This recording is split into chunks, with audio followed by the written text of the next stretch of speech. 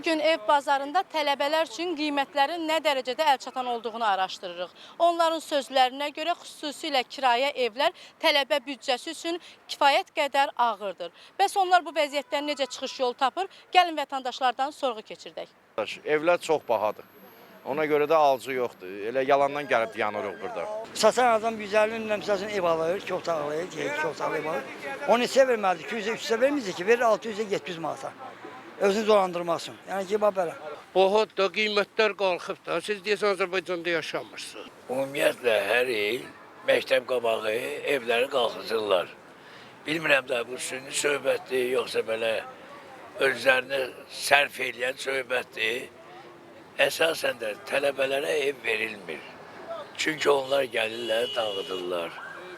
3-4 nəfər gəlirlər. Qiymətləri də ev sahibləri özləri qalxızır. Görürsən tələbənin biri ev götürür, ikisi. Yanına 2 nəfər də istəyir, baha olduğuna görə ona yardımcı olur. Yox. Bahadır. Yəni bu şeyə də bu nə bilim bu binalar ki, təzə binalar ki şey eləyir, tikilir yenə. Bu köynələrin bunları kirayəsinə çıxardırlar da cəmaət pul verirlər 500-600 min.